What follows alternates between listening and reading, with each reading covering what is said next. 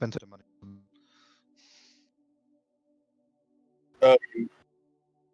You're back? Okay, cool. I was actually just setting up my stream just in case.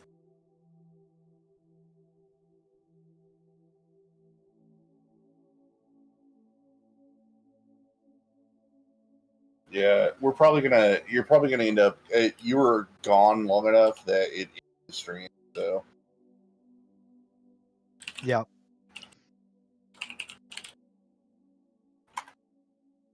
Got it.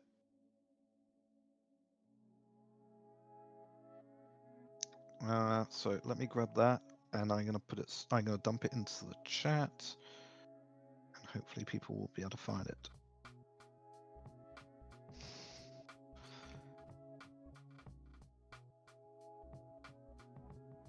Oh, it reconnected. No.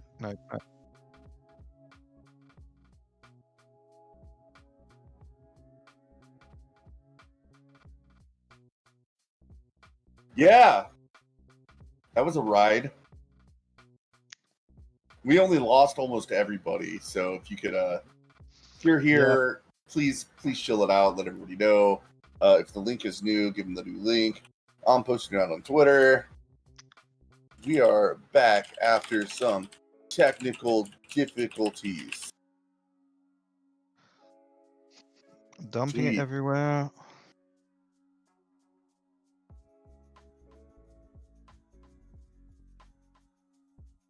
Everybody's like, where am I? I don't know, Mr. Scott. J87.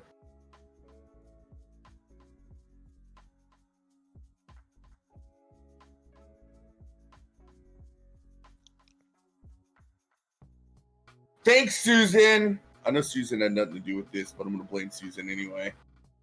Fuck Susan. You can't find the chat?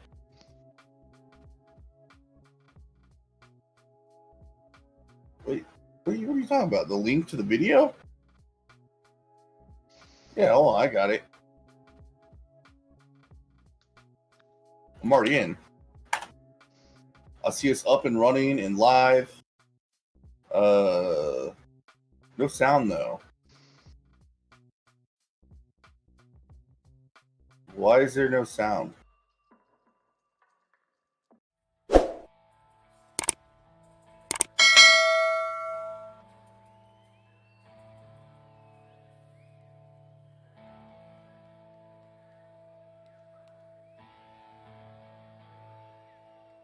Let us speak to the people. Check. All right, say something.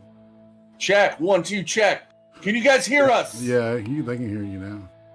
Are we back? Yeah. Are we back from we're our back. technical difficulties? We are. Back. We now have to Awesome. wait for the cigarette break to end. And, Yeah, we'll Tim was like, "Fuck this! I'm gonna go smoke a cigarette." I was out there. I was blaming. I don't Susan, blame her, dude.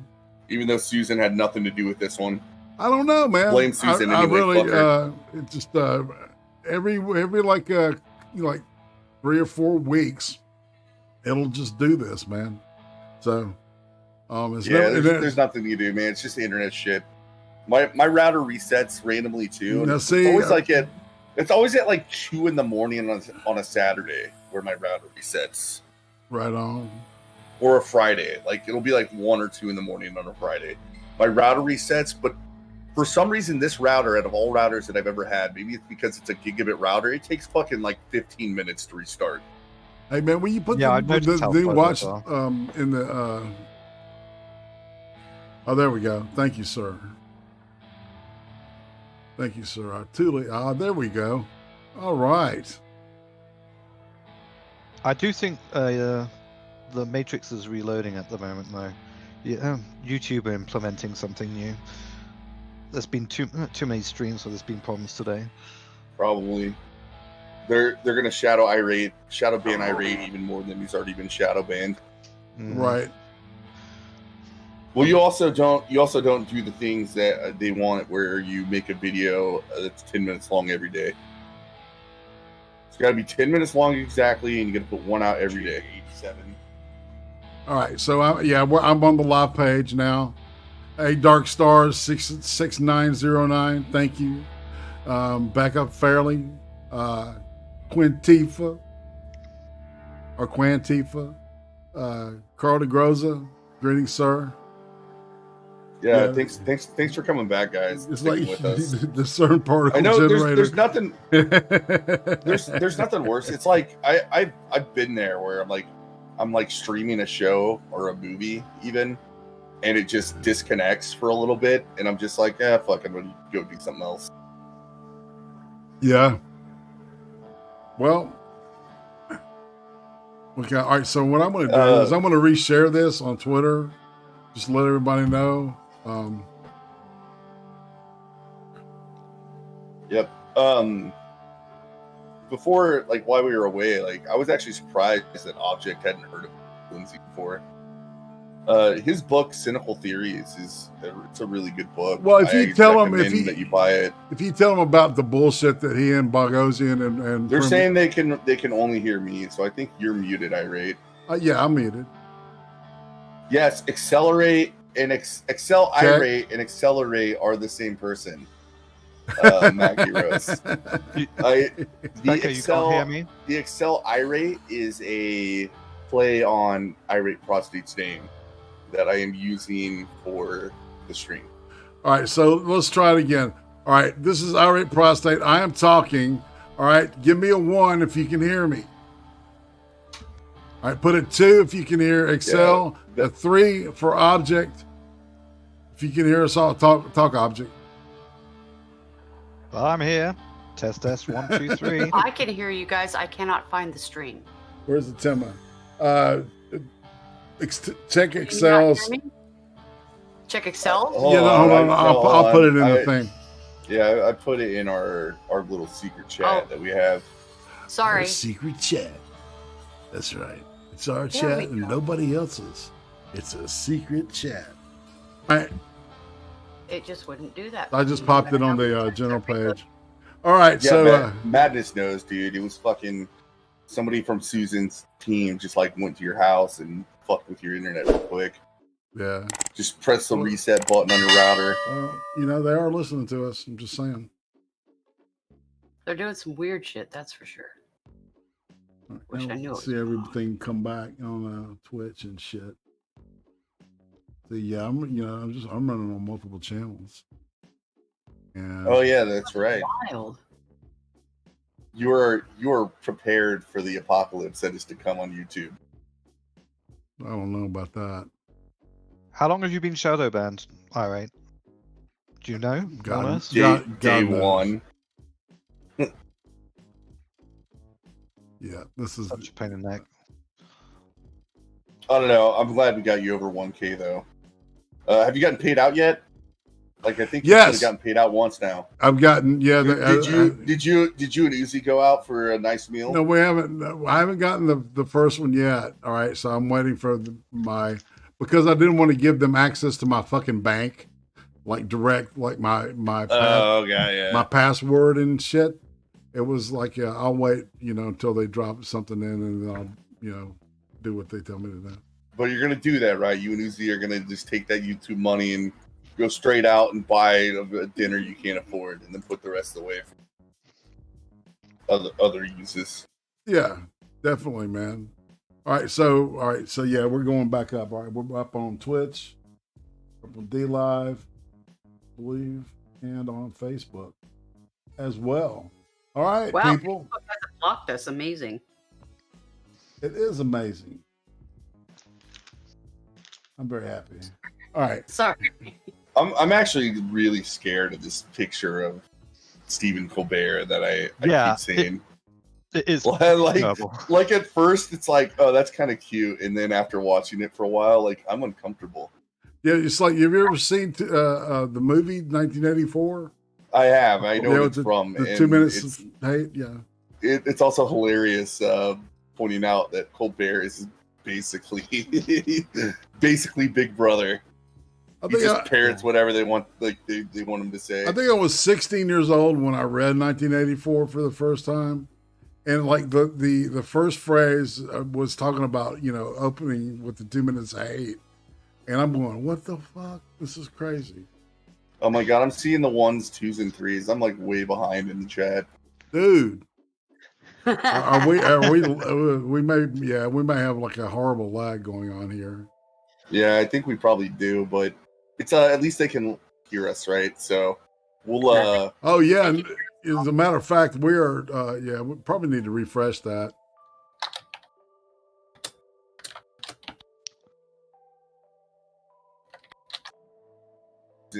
Yeah, they're just kind of saying they can hear all of us, which is your internet real quick.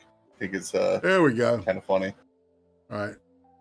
A B C D E F G. All right. Well, let's just go back from where we left off because we have a lot of content to cover, and that was a lovely interruption. Yeah, and so we're what I said earlier was we're about to see Mrs. Coppercab get apoplectic. Uh-huh. All right, so here we go. Representative Pearson. Thank you for taking Madam Chair, and thank you for taking my question. We don't have screens. Historically, worldwide, has there ever been a... Oh, hold on. Sorry about that. Sorry, we're as bad as the boomers on the Zoom meeting we're watching, trying to figure out how to fucking... Man, it all fucked up on me, man. I know. I'm fucking pissed. I've had worse days, y'all. I'm serious. Yeah. All right. Are you ready? It will set schools and workplaces up for lawsuits where they have created discrimination and they have created hostile working environments. And it's virtually certain also that it will open the door to the people that are providing these trainings for being sued for providing a fraudulent product that does not provide what it claims to provide. There are already attorneys general in some states looking into how to do that because the evidence is opposite of what these training materials say that they do. So in that regard, I'll wrap up. I think that this is a very dangerous situation that we find ourselves in the United States and in the state of New Hampshire right now. And I think that it is in the best interest of every state possible to make a stand on this and say, no, we are not going to reintroduce race and sex scapegoating, stereotyping, discrimination, or billing our nation or states or institutions as intrinsically evil, racist, or sexist. So I have to support this bill as I supported the executive order that President Trump issued in September. Thank you. Thank you. Are there any questions from the committee? Representative Pearson. Thank you for taking Madam Chair, and thank you for taking my question. Historically, worldwide, has there ever been a nation that has taught critical race theory to its people, and if so, what were the effects of that, if you're aware of any? Thank you for your question. The answer to that question is no. Critical race theory began in the 1970s, but it really was developed in the 1990s and has only come to prominence in the last decade. And it is almost a wholly American invention. It was developed at Harvard Law by Derek Bell and Kimberly Crenshaw, who you can check out their scholarship if you want for yourself.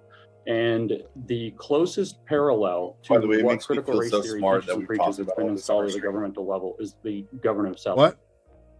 Oh, I said it just makes me feel so smart that we've covered all this on our stream. Yeah. Yes, you've been doing sterling work there. Africa.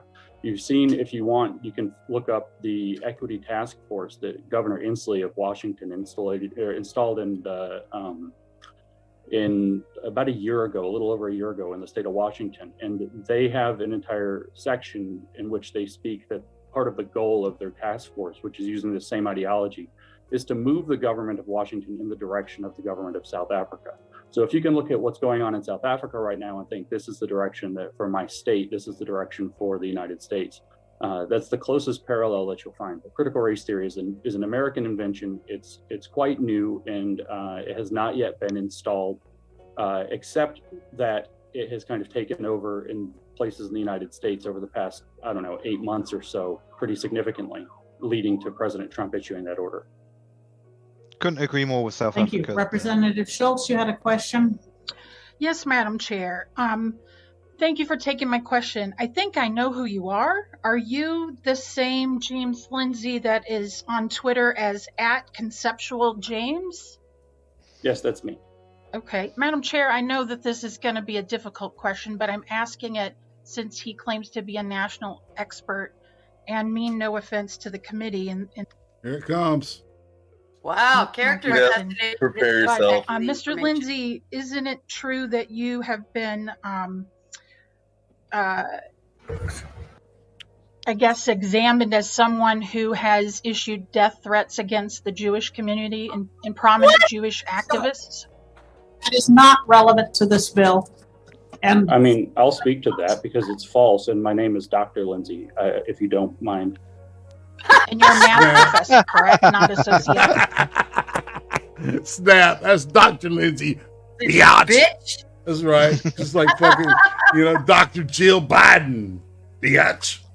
Let's get that shit straight right here. Right? That was great. See, we've seen Lindsay is morphing into this this dude with the biggest pair of balls. I love it. He is, he's really got a spine, and it's really, I'm very impressed. Biology professor? I am a PhD in mathematics who's been studying the relevant academic literature full-time, 16 hours a day, most days of the week for the past 3 years. And isn't it true you're affiliated with a national white? Representative Schultz, I've muted you. That The question. answer to that question is also no. I am affiliated with absolutely nothing of the sort. I can name the organization she's probably trying to insinuate bad things about to try to impugn my motives, but that organization is neither white nor nationalist. It's in fact run by a half Cuban and half of its board is Asian. Thank you, Madam Lindsay. Chair, I just want to say that because many I love it. I love it. Right? He's like, I'm not only am I not a member of the Proud Boys, but you're mischaracterizing them. You lying cunt. Like that's, yeah. Like you got to clap for James Lindsay on this one. Since the first, like his evolution has made me feel less crazy because he's kind of came to some of the same conclusions I have. Tim, remember way back whenever he did a political video? It wasn't even that long ago, right? It was like a year ago. Yeah. And you listened to that video and you're like, you were so infuriated. Then he came out with the new one called Biden Was Not the Room, where all of a sudden this person is also realizing that they're just being lied to constantly by their very smart friends. Yeah. Oh, this is amazing. Jesus, this is amazing. His change, his growth has just been fascinating. It's like watching Walt Whitman become the man. Yeah, indeed. Yep. He's becoming a statesman. That's what I guess really, man, this is like old school, like Benjamin Franklin type of, or Thomas Paine shit, right? Yeah, that's the next step. We need to draft James Lindsay into the Senate. Indeed. Oh God, I would love to hear him tear some motherfuckers up in there. Many of the proponents of this bill are claiming that those who oppose this are racist. Isn't it important to understand, since this is all ideologically driven? Are you sure that's not Copper Cab, man? No, because Copper Cab can finish sentences better than that. If someone is actually affiliated with a group that is believed to be by the Southern Poverty Law Center a white supremacist group. Representative Schultz, not necessarily, and I think we will not. I do not believe that either the supporters or the proponents of this bill are racist, and I would not make that assumption. Thank you very much. May I have also one moment to say something about that? Chris Schultz thought that they threw a fastball, but it's germane. What they threw was a softball. Yes, so it is important to understand that one of the beliefs of critical race theory is that all criticism of critical race theory comes from a place of racism or white supremacy, whether that's intentional or unintentional. When it's unintentional, they call it willful ignorance. They suggest, and I can give you a list of citations a mile long. We could talk about Barbara Applebaum's being white being good. We could talk about Robin DiAngelo's white fragility. We could talk about Allison Bailey's paper about privilege preserving epistemic pushback. The belief in critical race theory is that any disagreement with critical race theory must come from motives that wish to support white supremacy and racism. And in fact, they say that people who benefit from that by virtue of the color of their skin or because they are selling out if their race is other than, say, white or what they term white adjacent, have little motivation to disrupt their own racial comfort. That's their words. And therefore have strong motivation to oppose critical race theory for self-beneficial, ultimately racist reasons that help to uphold that alleged racist white supremacy system that they claim is the ordinary operating system of society. So it's very important to understand that it's impossible to disagree with critical race theory without being accused of being a racist or a white supremacist. And you get used to it after a while. Thank you. Oh my God, that is a BTFO if I've ever seen one. Yeah. She doesn't even know how to respond to it. Look at that look on her face. Notice, like, if you went back, you notice how she was shaking her head. And then James Lindsay started citing people that you could read. You can see she was like, and then she started nodding and like being a little bit less sure of herself. No. He was naming everything that she was going to name, like he's 2 and 3. God damn. Yeah, it's just like you can see the frustration. You can see the frustration in her face. You know? Did you hear that anger in the speaker's voice though? Like, the speaker. So they probably. There is a Republican majority in New Hampshire, so it is in control by a Republican, but it is a narrow majority. So, right. I think the speaker does a good job of letting everybody speak, but they have very distinct rules where you can't attack other people individually. Like, you need to argue the merits of the bill. Robert's rules. Right. Yeah. Exactly. All right, so we're going. Insult anyone at this hearing. And to all the participants who are here raising their hands, I have a list of 26 people who have signed up to speak. I will be calling on them, and then I will be asking for other people who didn't get a chance. Only raise your hand if your name is called and we're having trouble finding you. Thank you. Ken Barnes. Carlin is the next one. She shows up at Mr. Ken Barnes? Yes, I'm trying to unmute and make myself. All right, so where's she at? Right. Oh my God, what's up with the red headphones, man? I feel like we're watching a school board meeting. Oh, wait, no, hold on. That Ken Barnes guy, you can just play him. You want to play him? All right. Yep. Whoops. Play, damn you. Visible to the committee. Thank you, Madam Chair. I appreciate the opportunity to speak here. I want to oppose this bill, and I certainly agree with the chair. I do not want to insult anyone, and I will try my best not to. I have to say, just with respect to the previous speaker, Dr. Lindsay, I'm not sure what relevance it really has to even go into a dissertation about what he thinks most critical race theorists think or say. I don't think the committee should consider any analysis of critical race theory. The bill, as proposed, does not directly challenge the theory of critical race theory. The issue is whether people who someone thinks propagate is trying to propagate unacceptable positions is going to be somehow punished or excluded. And I think that's a very dangerous concept. It's dangerous both from a free speech point of view, a democracy point of view, because who knows, who's even deciding if the views being propagated fall into the category of being offensive enough to warrant, to fall under the orbit of this bill. What this guy is doing is ridiculous. how are the speakers supposed to know what they can say and what they can't say without falling within the ambit of this bill? And that you is serious? the essence of what First Amendment jurisprudence refers to as a chilling effect on American free speech rights.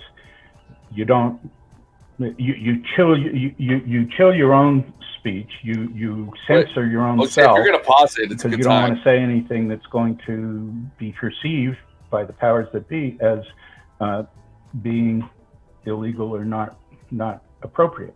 And so the full and free conversation about public issues and the substance of public issues, we don't get to have that full and free debate because people are self-censoring and afraid to say things because somebody might find it offensive. And the Supreme Court and the very Constitution of the United States, I think, takes the position that we want the most robust discussions of public issues that we can have, and that it's left to what some scholars have called the marketplace of ideas to sort out which ideas we're going to listen to, and not so much listen to. We should listen to everybody. I think we should all respect each other and listen with open minds to what other folks have to say, and then we assess what they say and what everybody else has to say on the merits, on the substance of what they're discussing, and we don't write anybody off for being, too far inappropriate, too far out there to consider what they have to say. And the only limits that the Constitution imposes on free speech are the equivalent of shouting fire in a crowded theater if you're going to be a clear and present as like an this guy imminent arguing danger. against a straw man. Yeah. He Completely. literally said he's too stupid to figure out he can't blame straight white males for his problems. I actually don't know. Like, I think, I talked about New Hampshire had a lot of libertarian types, but I call them lawbitarians. I think this might be one of those lawbitarian types. Like, I actually think he might be so ignorant as to what the bill states and what was said before that he doesn't understand what they're trying to ban, right? They're trying to ban government implementing basically ideological purity test, Right. on any level, Right. which is this critical race theory thing. And while the bill doesn't explicitly say critical race theory, the bill actually just accuses critical race theory of relying on these tactics, right? And they're saying we're not going to do this. And that's the great thing about the bill. Like he said, like, they crafted a Kafka trap that I actually find amazing, right? Yes. Because they're actually writing it in a way where, of course, no rational person is going to look at that grew up in a society that preached tolerance and judging people by the content of their character, not the color of their skin, or by extension, what genitals they have. Nobody's going to read any line on that bill and say that there's an issue with it. And this guy's just coming out of fucking left field, throwing out all these things where, like, this is going to have a chilling effect on people expressing their opinions. Like, well, yeah, Carla Borosenko is like loaded up, so she'll be the next to speak, right? Yeah. Look at the facial expressions she's got, dude. She's listening to this guy like, "Oh my God, you're worse than a queer studies professor." Yeah, there's no skip after this. What this guy's doing is, like, I don't know if he's trying to gaslight us or if he's just a fucking idiot. He's one of the two. Idiot. He's a fucking idiot. Did you listen to him? He said he's not smart enough to figure out he can't blame straight white men for his problems. He said it. So how are we supposed to know when we're not supposed to say it? Really? Really? You're that damn dumb? You don't know you can't blame other people for the shit you do wrong? Holy crap.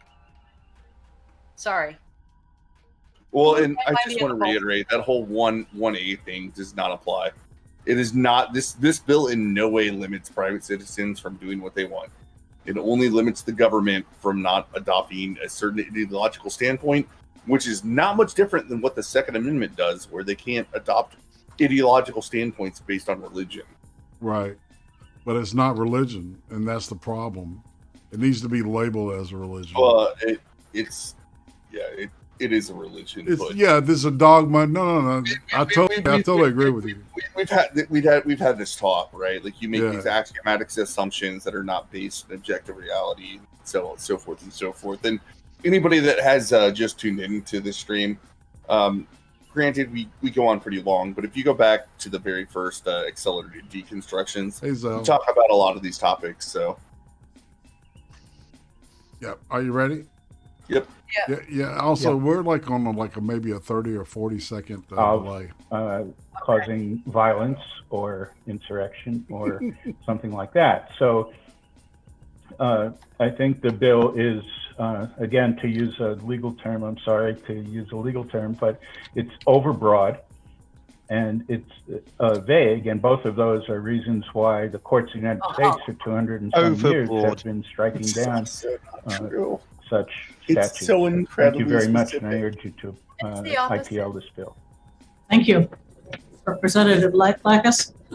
I'm just wondering, I'm reading the bill. I don't see where it prohibits anybody saying anything other than when they're using state money or state and political subdivision money to promote it. So is there somewhere in the bill where you believe that general speech or even teaching about these things in a general sense is prohibited? Look at this fucking retard. Well, the bill, to the extent that it cuts off state money to people who run afoul of the bill, then that means if a teacher in a school system and the school system is getting state money, they lose the state money if somebody, and it's not clear really who, I think from the bill, propagates these ideas that someone thinks are inappropriate. So the bill explicitly says how you're going to deal with the issue. If you lose your funding, if you're threatened, like if you're put in jail, you can still exercise your free speech, but you're going to be put in jail. If you exercise your free speech and you're going to lose your funding, and the school system relies on its funding to educate its children, then that's tantamount to a prohibition. The bill doesn't prohibit. In my opinion, this is how it's slap you down, put you in jail, or cut off your money. The bill prohibits. Representative Allegra. If you don't agree with me, can institutions lose their public funding now for saying stuff that's inappropriate? You're asking me? I take it. I don't think so. Yes, they can. Not that I know of. I'll be happy to. Yes. Oh my God! This guy's an idiot. I think he's playing dumb. I think he's playing dumb, and I think he's talking. He's using a lot of legalese. So obviously he's done some legal studying of some type. Well, I'm not going to say he may be a lawyer, but he might be a lawyer. You know what I'm saying? Have y'all been watching the black guy over here who's ready to rip his hair out? I swear to God, he's going to pull his own fucking chin off at this point. I don't know why, but he's hilarious to me. The sideways camera? Yeah, he's always on here as the sideways camera, but I don't think he ever speaks. Okay. It's amazing. His facial expressions are like a whole story in and of themselves. Yeah, his name is Representative John Judy. Like, come to find out, we might find out he's like a Republican. He's like, what the fuck is going on here? I don't even know what we're arguing about. No doubt. Ready? He might be of Haitian descent. Haitian. I like that. That comes from the French. Indeed. All right, ready? Might do that, but I don't think saying something inappropriate is currently going to make people lose their state funding. Thank you. Other questions? How many times does it happen? All right, seeing none. Thank you very much. Thank you, Madam Chair and members of the committee. I call Karlin Borisenko. There we go. Hello, my name is Dr. Karlin Borisenko. I'm an organizational psychologist and I live in Merrimack, New Hampshire. I'm testifying today in strong support of HB 544. After last week's hearing, Representative Chris Schultz tweeted the following: "A bunch of racists in New Hampshire are promoting a racist bill that says we should stop pointing out how dank white supremacy is." She also publicly insinuated that anyone who disagrees with her... Ms. Dr. Borisenko, I've muted you. Please do not attack members of the committee. Do not impugn their motives. Thank you. Unmute her, dummy. She wasn't impugning their motives. She was just stating facts. She can send us copies of that tweet, though, if she wants. What's that? She can send us copies of that tweet by email if she wants. Thank you. I'd be happy to. I'm not sure if I was off mute there, but I will say I'm not impugning her motives. I am saying that she has made public statements in this regard, and I'm bringing it up to articulate that nothing is further from the truth about this bill. Those are lies. This bill opposes racism. It does precisely the opposite of what people like Representative Schultz are trying to get you to believe. Now, you just heard from Dr. Lindsay, so I won't repeat what he said about critical race theory, but I have been working nonstop to understand this ideology and its impact on organizations and individuals for the last 2 years. And here are the conclusions that I've come to.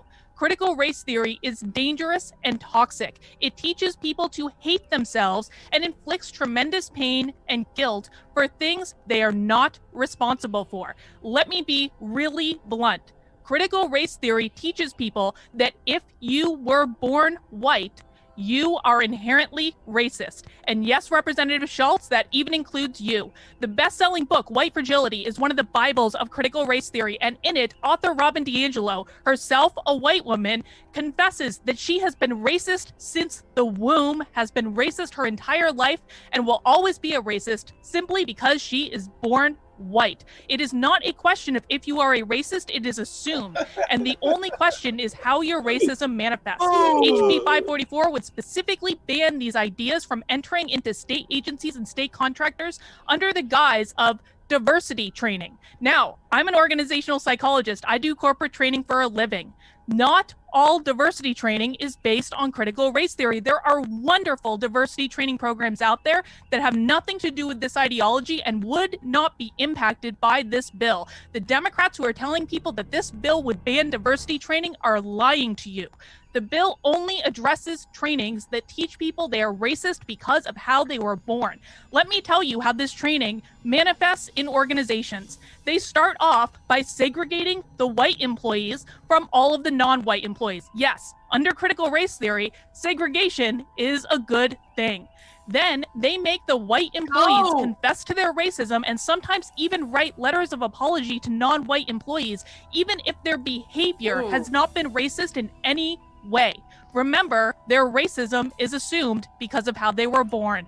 And if the white employees push back or refuse, or even if they just ask questions about why their organization is making them admit that they're racist, they are in very real danger of losing their jobs. So that is the choice when this training comes into organizations. You either confess that you're a racist or you lose your job. That's bad enough. But let me give you evidence and a highly practical reason to support this bill. There is absolutely no evidence that training based on critical race theory is effective. None. Zero. Zilch. And I know. I've looked. As an organizational psychologist, if something is effective in the work...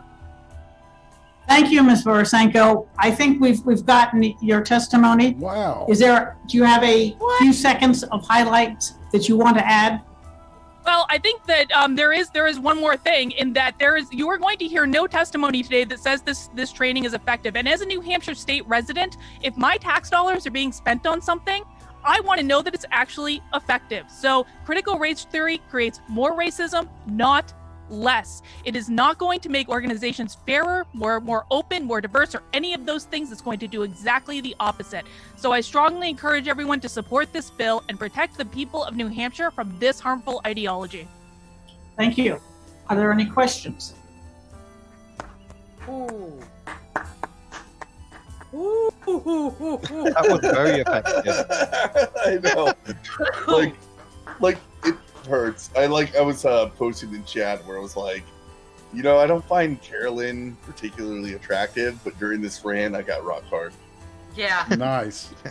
You're not flubby, right? Tim is over there like, I'm not a lesbian, but I'd fuck her. Ah. So Excel has a flubby. A flubby. No. There's nothing. Wait a minute. There's nothing flubby about that. After that rant, dude, it's straight up, dude. Yeah. Are you guys watching the black guy that's sideways? Yes. Are you guys watching him? Yes. He's just like, oh shit, I don't know what she's saying. It's just amazing. I'd say I thought it was a still picture for a minute, and then his movements are real subtle, but he's just been stuck like that for 20 minutes. It's like this shit would be mind numbing to me too, to be honest with you, because there's the if you read the bill like was done earlier, you will come to it's against this type of this brainwashing. Yeah, I mean it prevents things that would be white supremacists in nature, right? It makes sure that is not legal either. Like it is written in a way where you look at people as an individual and not as some sort of member of some group based on the melanin levels in their skin. Right. Exactly. Hey, Spittlebuggies. Which is really arbitrary. Twitch. Spittlebuggies on Twitch. Hi. Thank you, sweetie. All right, so you ready, bro? Yeah, I think at 402.50, which is I think right after this, a soy boy comes up. But you can just go ahead and hit play. Can we listen to the questions? I'm just curious what they're going to hit her with. Oh, never mind. You want to hear the questions? Let's hear the questions. I'm curious. I'm dying to know what they're going to hit her with. Yeah, really. I missed the whole thing. Thank you very much. Madam Chair, I wasn't going to address the comments she directed at me. I did have a genuine question.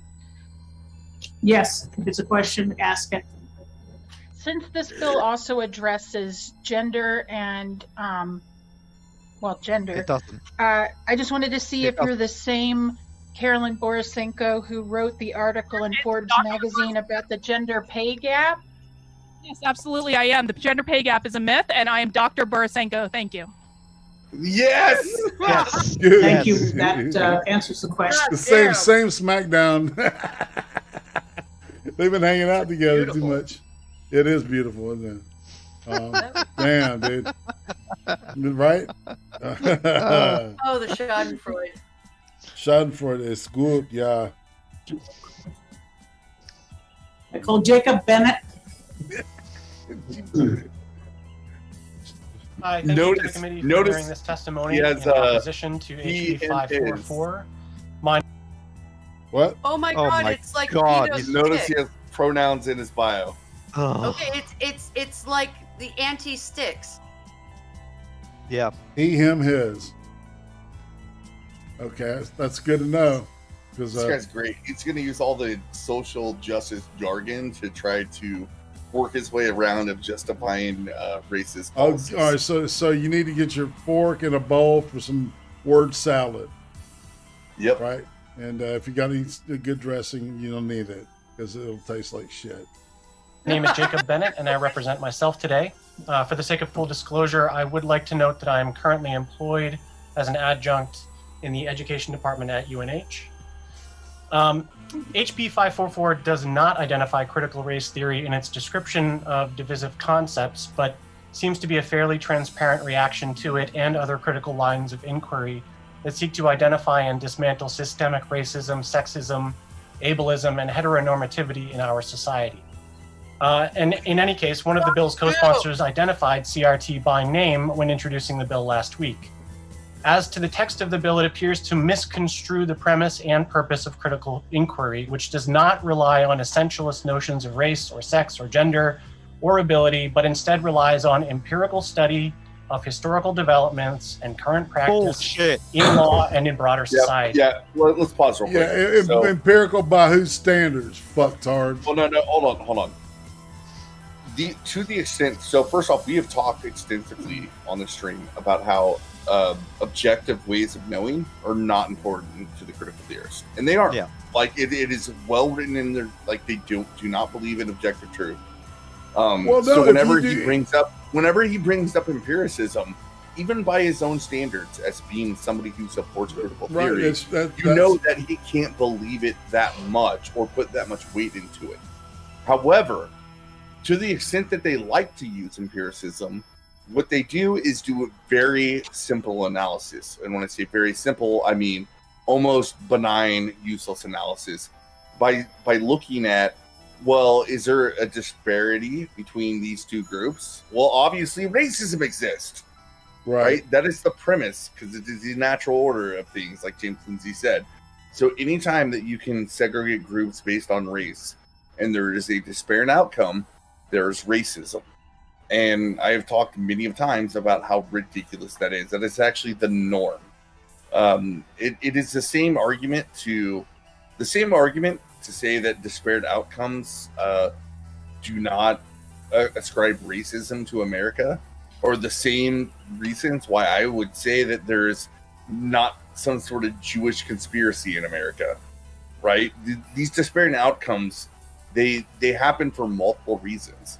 And whenever you actually get down granularly to try to explain it, like good economists like Thomas Sowell do, you realize that it's not policy, it is not race, it is the individual choices of people in this group that lead to those outcomes. There's another point, though. Empiricism, as understood in the public, means something very specific. And he's using it as a shield. Mm-hmm. Right. Yeah, well, like it's empirical. Like, he's going to get into it. So it's empirical that white Americans earn more median household income than black Americans. That's an empirical statement. Like, I agree. Yeah. But it doesn't explain why. Critical race theory only has one explanation, which is racism. Mm-hmm. Well, there's a new word here too, boys and girls. We have a new idiom we have not heard before in any of these things. Critical inquiry. Oh, I mean, I've heard that. That's just his way of saying, like, well, like, we're using the critical methods and they're good. No, critical inquiry. Wait, there's going to be critical inquiry boards, and you know what an inquiry board is? A tribunal. Yeah. Yeah. At no point is he ever going to argue against the actual text of the bill. Right. Because he probably hasn't even fucking read it. No, I'm sure he's read it, but he can't argue against it because it would make him look bad. Right. Right. Yeah, exactly. He's got to fly the flag for his peeps. Critiques of CRT often indicate that the theory is meant to mean that there are sets of essential qualities that inhere in white people or other kinds of people, and that those qualities are oppressive and inescapable. But a more faithful interpretation of the theory is that there is no essential quality inherent to any race, only the socially constructed systems of meaning that come to feel true through generations. So this is bullshit, and it's right at the same time, and we've talked about it. So yes, they think that race is a social construct, but they think the effects of race is very real, so we need to look at it. So what he's trying to do is play both sides of the coin here by saying, like, well, what we really want to do is deconstruct race and get rid of it. However, we look at everything through the lens of race in order to get there, which is counterproductive. So he's talking out, like, both sides of his fucking ear, right? Like, it... sorry. Yes. I hear that shit, and I'm like, this is the same stuff that they, like, I've learned about. Like, these are the tricks they play on people to accept critical theory as something that is valid and a good way of looking at the world. Yeah, it's like a cult. You know, they rope you in with this shit, you know, and before you know it, you're like, you know, you're giving them all your fucking money. Not. Yeah, that's very much literally, like that. but metaphorically, you know. Just look at how much money Act Blue raised last year. No shit. You know, and a lot of it under that George Floyd thing, man. Yeah. Yeah, you're donating to BLM. Yeah, really. Well, that's what they paid off the fucking USPS with the Postal Service. Because, I'm pretty sure. Mm-hmm. Yeah. So all that money was funneled back to Act Blue. It went somewhere. All right, ready? Perpetuation and come to feel immutable through establishment of norms, expectations, and laws. The critical theorist need not be concerned with the beliefs or best intentions of white men or people of any background or identity for that matter, in order to establish the clear record of racist and misogynist and homophobic brutality that pervades the establishment of this country, the capitalist system which launched it into global preeminence and which persists today in many forms. He wrote the script, and this is a written statement that he's reading. Okay, that was quite obvious. He actually just subtly said that he believes that our system is inherently racist. Like that's what he actually said. He did say every white person is racist. Yeah, he did. In our system of government is inherently racist because we have meritocracy and stuff. Like, he's literally opposing the lines in the bill without saying that he's opposing individual lines of the bill. He's trying to put it in critical social justice, nice speak. Yeah, in order to get people on board. That's right. But it's complete bullshit. Like, it's so hilariously bullshit that I can't sit here watching it, talking to everybody in the chat, and not just laugh at how bullshit what he's saying is. It's insane. Anyway, go on. Current intentions, good or bad, have nothing to do with the systemic problems that are the target of critical inquiry, even if overt and clearly articulated bigotry infuses the foundations of those historic challenges. Instead, the criticalist is focused on disparate outcomes that continue to hinder equity and equal standing in our society for women, for people of color, for queer folks, for our friends and family with different abilities. And we see these disparities in educational attainments and college debt burdens, as well as in iniquitous distributions of resources, leading to short earnings and shaky career ladders. Even the ability to work remotely and continue earning during this pandemic depends a great deal on economic status and job description, as well as race and gender. All told, every sector in the economy has been touched by these social ills, Oh my God. not least of all higher education, where I have been working for the last 15 years. Well-respected leaders in human resources and education have come to what I believe is a consensus that we must consider the equity implications of policy across race, sex, gender, and ability categories, and that we must confront those implications head on. To do that, we must teach each other and learn from each other how to conduct the necessary inquiry and enact the necessary changes required to do so, not only in higher education, but across all disciplines, agencies, and social programs. This bill suggests that the real evil is the inquiry into the living vestiges of historic iniquity rather than the iniquities themselves. No! With this testimony, I've included an article by the current chair of the Department of Education Studies at Ohio State University, which I believe may serve as a proper introduction to the CRT with which I am familiar, and hopefully may serve as a corrective against what seem to be misconceptions of the theory and the work it asks us to do. In that article, Dr. Lori Patton Davis quotes from an earlier collaboration of hers, noting that, quote, the lack of effort to explicitly grapple with racism and white supremacy is a persistent trend that is symptomatic of a society that would rather tiptoe around the issue of race than directly address it, end quote. The point of all of that is to say that this bill doesn't name CRT, but it is aimed straight at CRT. But it does so with a misconstrual and a misconception of what that means. In addition to my concerns that the bill misconstrues the purpose and practice of CRT, I would challenge that he's the one that's misconstruing.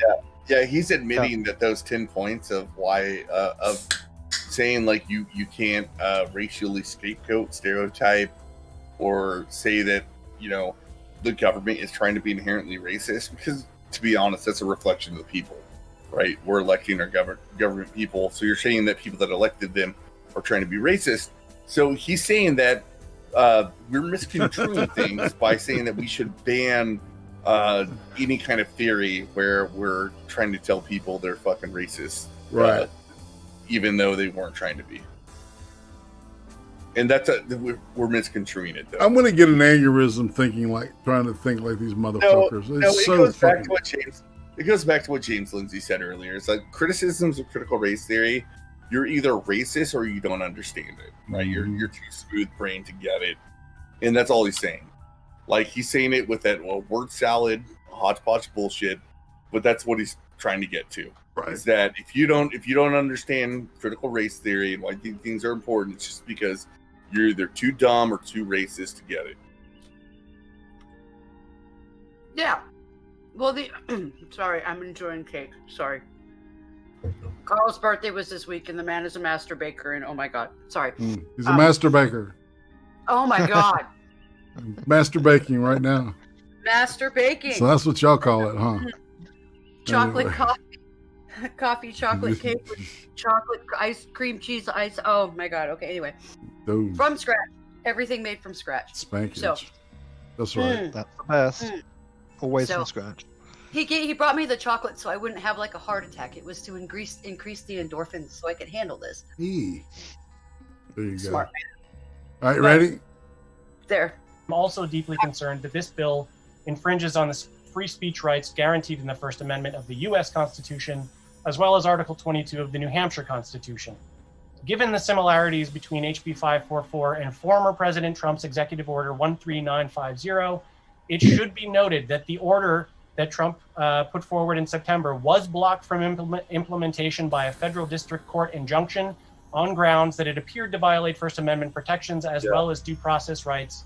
That national injunction was sustained on several grounds, including that plaintiffs had standing to bring pre-enforcement First Amendment challenge, that plaintiffs were likely to succeed on the merits of their First Amendment claim, that plaintiffs were likely to succeed on the merits of their due process claim, alleging that the executive order was void for vagueness.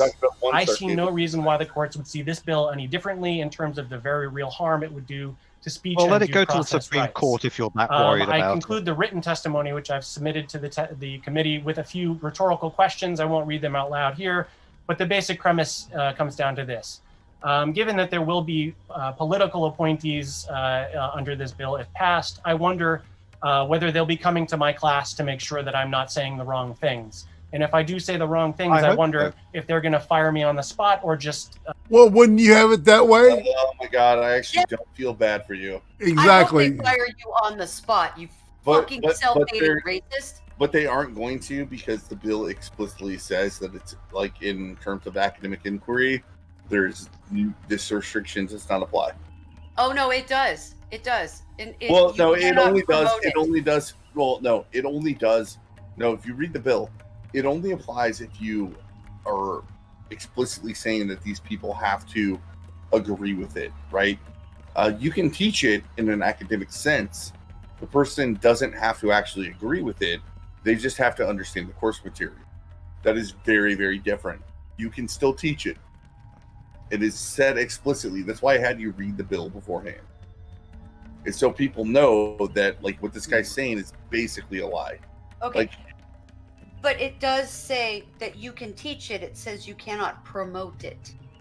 well, okay, yeah, you have to teach it in an objective manner, which is saying, like, actually, you can have your opinion that this is the good idea, but you can't. Like, the core of the bill and everything that is said in the spirit of the bill, which would be interpreted by the courts, is you can't punish somebody for not coming to the same conclusions, right? Bowinkle Like, says they he's have a... to they have to understand it. They can answer the questions in terms of critical theory. They need to be able to answer them right if you take that course in terms of critical theory. But if you ask them, do you believe this? And their answer is no, you cannot punish them. That is the difference. That is the gap. And that is why this what Jacob Benet person. He would get fired if you promoted it. The law, the way it's written, he would get fired if he tried to say critical race theory is right, and you have to admit you're a racist. He would be fired if he tried to indoctrinate anybody else. Correct. And he's really upset because he wants to be able to indoctrinate people. And Right. No, you're correct mostly. I don't think the bill would fire him if he said that was his opinion. It would fire him if he was punishing students under him. Exactly. For not agreeing. And which that's I know. Like I say, I know. Yeah, so I think we're on the same page of Tino, but that distinction is important. He is not being stripped of his opinion. He's only being stripped of the actions he can take against people that don't fall in line. There's also a good chance his course can't be made to be compulsory either, right? Under this bill? Yep. Exactly. Yeah. It would have to be optional. Yeah, the state won't pay for it. Yeah. Exactly. So that really, really throws a wrench in his system. Yeah, it fucks your shit up. right? Because he's a Which professor. goes- You know, he Well, works. that goes. Oh, sorry. I was just saying that goes back to what I said at the very beginning, which is that section B, where it said explicitly what you're talking about, and that takes away the power of the critical theorist to impose their moral authority. And I think that is the part that scares them the most about all of this. It levels the playing field and means they have to exchange their ideas on the free market of ideas like the rest of us do, and they know their shit is garbage. Funny enough, they have to actually deal with what that one of the first people we listened to that opposed the bill said, and actually deal with it on the free marketplace of ideas, rather than restricting it based on the cancel culture that they've developed for people that do not adhere. Mm.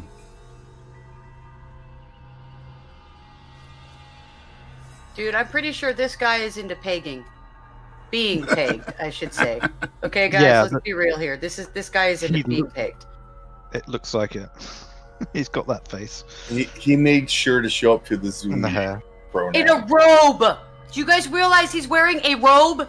Mm-hmm. A robe.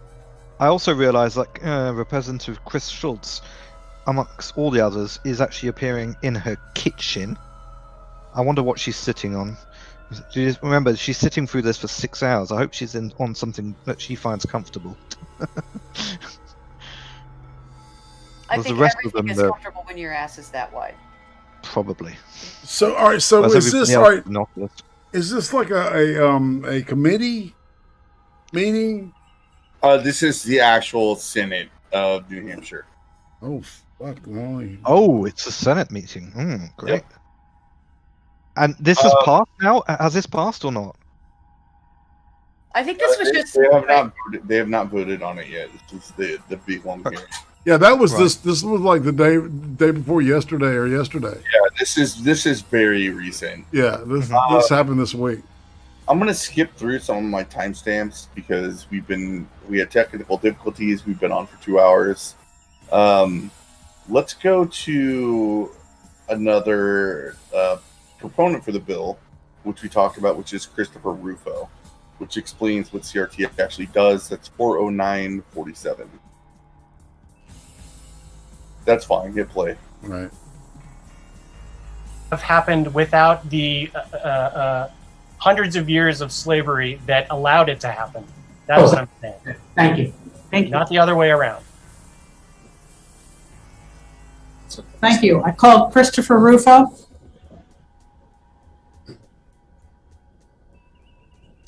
Good morning. Christopher Rufo was the guy that actually broke what was actually happening. I'd like to speak on behalf of, in support of this bill, rather.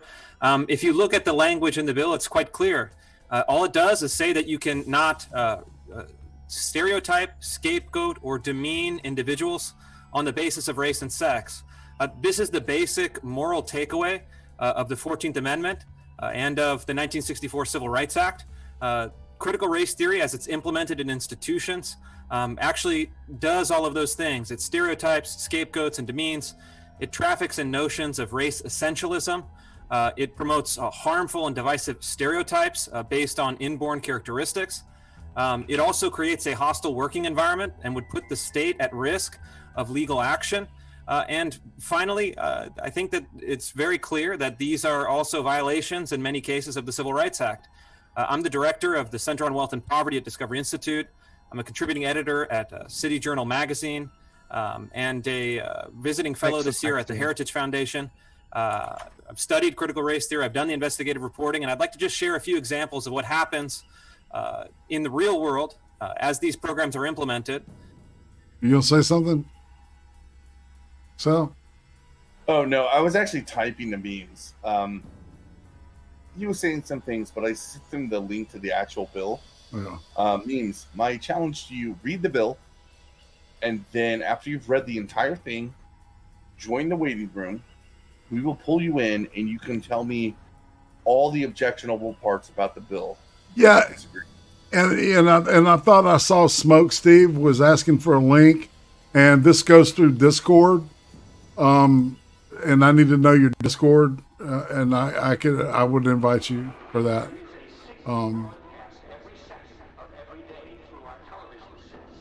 Okay, are you ready? Yep. All right, let's go. All right, this stuff in the background. That this bill seeks to prevent. I reported on the Sandia National Laboratories, which designs and produces the nuclear weapons arsenal of the United States government. They recently took white male executives and then forced them in a training session to deconstruct their white male identity.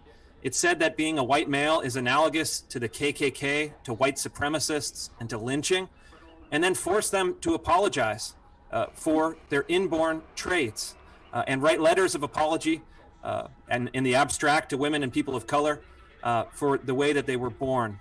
In education, these programs are deeply harmful. I've reported on recently a story where first graders in California were forced to deconstruct their racial and sexual identities and then rank themselves according to their power and privilege, telling some first graders that they were the oppressors and some first graders that they were the oppressed. I've also reported on a story recently in New York City where a public middle and high school sent an email to white parents telling them that they had to do white identity work and that the highest goal as a white person should be to become a, quote, white traitor and eventually advocate for, quote, white abolition. This is language that applied to any other group would be considered a euphemism for elimination. This kind of rhetoric is deeply divisive. It hurts people. And finally, it's actually, in practice, deeply condescending and patronizing towards people of color. Critical race theory argues in many training sessions that I've documented and reported on that traits of rationalism, individuality, logic, and punctuality are manifestations of white supremacy, implying that African Americans and Latinos, Asians, and Native Americans are somehow not able to exhibit the qualities of rationality or punctuality or even logic. This kind of ideology is deeply corrosive at its core. It's fundamentally racist. And again, the language of this bill says you cannot be racist or sexist. You cannot degrade, demean, or stereotype people on the basis of race or sex. Anyone who votes for this bill would be basically saying that we support and will allow racism and sexism to proliferate through the institutions. It's a very simple moral question. Don't be kind of taken astray by the very verbose academic language of some of my opponents supporting or opposing this bill. It's very simple. Look what happens in practice, and please stand up for the right thing in defense of civil rights, in defense of logic and rationality, and in defense of treating people equally, no matter how they were born. Thank you. Are there any questions for the Mr. Oh God, what does Copper There Cab being have none, to say now? the witness is excused. Thank you. Oh, she ran. Thank you. Yeah, there's nothing she can say to this. After 2 times talking to actual experts, do you really blame her for not trying to ask those questions? Because she got blown the fuck out every time. Yeah. She got her ass at it. It's doctor, thank you. Yeah, really. Yeah, and what's funny is I know those people, like if they were actually in not a hostile environment, dealing with a hostile person, they would have said that. Anyway, we can skip to. I want to skip through some of these, so let's go to 4:25:20. Hold on. Up there. The only way I can see the time. So 4:25 ish. You're There there. you go. Yeah, I just hit play. All right. Oh God. So this is Garrett is on the screen. You're about to hear something about the experiences of a Muslim woman, and it is Hello, can you hear me? completely lived experience argument Yeah, that hi. we have. My we name have is talked Asma about El-Huni, millions and of I am times. speaking against this bill very strongly because we cannot, as a state, expect to work towards achieving equality without first acknowledging and addressing the biases that are deeply rooted in the fabric of ourselves, our communities, our state, and our nation. right? Unconscious racism is real. All right, I am a step woman one. of color who is Muslim Everybody is and wears racist. hijab. I have been to schools, organizations, and Who gives a shit what you put on your head, you dumb bitch? Yeah, she's just starting out. Everybody's racist. I'm She just Muslim. admitted. She just admitted in the first 10 seconds of her speech that we have to be able to racial stereotype and scapegoat people because it is inherent in their being to be racist. That's right. And that she made a choice that makes people respond in a way that she thinks is racist. Yep. You have to be very careful with them, with the Islamists. They're trying all kinds of shit in Europe, and this is just the beginning. This is how it all started. So yeah. They're actually completely fine with it until you have gender and sexuality courses in school. Well, yeah, and they all run the same theory. Then they renege, and they're just like, "This is awful. We're going back to fucking wherever we came from." That's literally what happened in Britain, right? I guess they didn't go away. They just pulled the kids out of the schools and set up I think they set up Muslim homeschooling. Oh, sure. So is she at the I guess in the house, the big room at the top right there? I guess. Yeah, I was like, I just wondered, how old she was. Yeah, I'm wondering. There's no video footage, is there? So. Yeah, exactly. She's afraid, she's going to be racially profiled. Well, I wanted to ask her how old she was when they cut her clitoris out. in churches and college classrooms to share how people like me are targeted and our experiences with racism in this country. For example, the fact that there has been research that documents that Arabs and Muslims are overwhelmingly negatively portrayed in media and oftentimes targeted under the security apparatus, right? Overwhelmingly, images of us are negative and stereotypical in nature, like being violent or that women are submissive or oppressed. This is not only in the media, but it's also in education and the Department of Homeland Security with the targeting of innocent Arabs and Muslims through surveillance, being arrested without given due process, are all examples of how certain groups of people experience racism today. And in this bill, it clearly states, there's a line in there that divisiveness is saying that New Hampshire or the United States is inherently racist. When I share ways people like me experience racism, it creates a space for something to be done about it and for people to learn how their actions can be racist. We're humans. We learn and we do better. Yeah, she's deflecting. So, like, the idea is, I just want to say, so the state of New Hampshire in the United States is not inherently racist because we actually have very stringent, and I'm sure in the state of New Hampshire, there are actual laws against anti-discrimination. Some of them actually I don't agree with, right? Like, I think private business owners should be able to have a no black sign on the front of their door. Would I go to that business? No. But we don't even allow that in this country, right? So this idea that saying that inherently racist, the state of New Hampshire or the United States, is completely ridiculous because it's the opposite.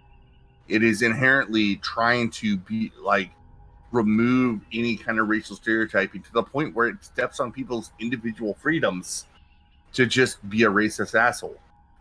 Like, we are more likely to impede on people's rights in the name of anti-racism than to promote rights. Yeah, this witness sounds like a Linda Sarsour clone to me. She is. Yeah, totally. Yeah, the only thing she said was true was about the state, and she still misrepresented it. I can tell that together we can do something about it, because when we're not actively fighting racism in ourselves and in our society, racism will continue and will continue to harm our lives. Yes. I'm going to make two assumptions here. Okay, bear with me. She was a white girl that grew up upper middle class to upper class. Okay, and she fell in love with an Arabic dude or something and became a Muslim to piss her parents off. Either that or she's one of the many immigrants from the Saudi royal family that's just rich. Maybe. I was going to say, the way she's talking I hear about privilege. Muslim and race? Yeah, I hear privilege too. I wonder what she would say about somebody like me if she saw me. Would she tell me that my skin is the wrong color to have the hairstyle I have? Would she just call me a white girl? You know what I mean? These kind of people I'm always fascinated by when I hear them speak, because when they come across somebody like me who just breaks a bell curve, what they don't know what to do and they flip out. So I'm always curious because this bitch sounds nuts. And she sounds like the kind of person that will scream if you try to tell her that her hijab is on wrong, because it's like falling off, or you what do can you see her know? hair.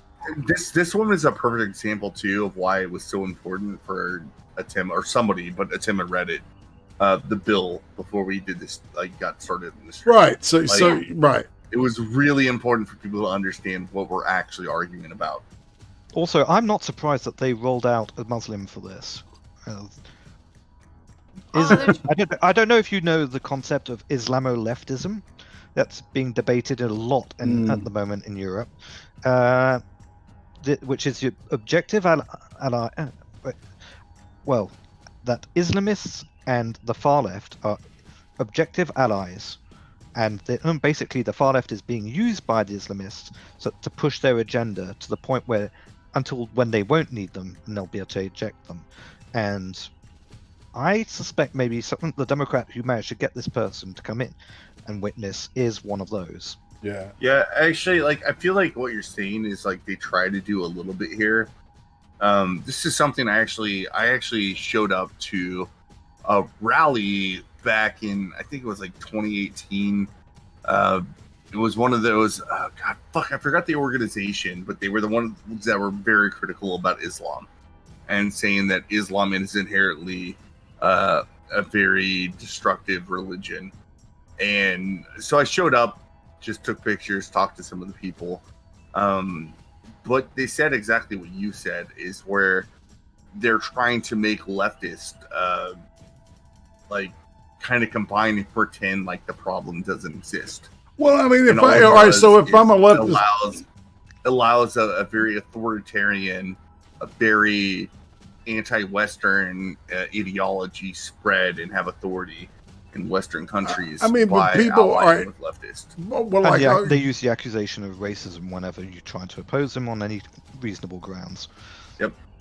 Most of the people I talked to were actually very reasonable. Some of them were somewhat conspiratorial, but a lot of them said I have no problem against individual Muslims. Almost everybody said that when I was walking around talking to them. No, individual Muslims I don't have an issue with, right? There's plenty of them that own companies. I get gas from their gas stations because that's something that a lot of people from those countries did, is they opened up gas stations or bodegas, right? They have no issue with them. They're very good at they're big at business. Yeah, almost everybody I talked to said I don't have a problem with those people. I just have a problem with the ideology as a whole being propagated. Actually, it wasn't even propagated. It was the idea that you're obfuscating this very real problem that is very specific to this religion. Mm-hmm. Yeah, and that was the biggest thing. That was the biggest thing for them, and it was the same effect. I was talking before stream, where I think critical race theory just being fucking I don't even have to subscribe to it to be on Twitter, following all the mainstream media outlets, having them post articles about this stuff. I feel like it makes me more racist because I'm more dismissive to claims of actual racism. Yep. I feel it's the same way with Islam. Whenever you deny that there's a real problem with a subset, and then go forward with saying if you just say Islam, there's a real problem with Islam, you're just a racist, right? Mm-hmm. Well, everything is racist. Though, listen to what she just said. If you don't look like me and act like me, you are a racist. Oh yeah. I actually got away from this woman explicitly in this conversation. I think she was a good one to bring up because she's I'm Muslim and I'm not going to speak to anything that's in this bill, but I'm going to talk about how I experienced racism as a Muslim woman. like that's what anybody was talking about in this bill. Nobody was talking about what that woman There's just absolutely said. nothing in there. Nobody. Nothing in the bill. They're all about their nothing truth. that anybody is talking about. They're narcissists at heart, you know. Yeah. So it's all about them and their experience. I mean, that you heard the old guy before him, man. You know, at the very beginning, same shit. It's almost like she's proving the point that you have to be racist in order to embrace critical race theory. They all have been. They all have been repeatedly. Yeah. All right, we keep rolling, or we go to another timestamp. Let's go to another one.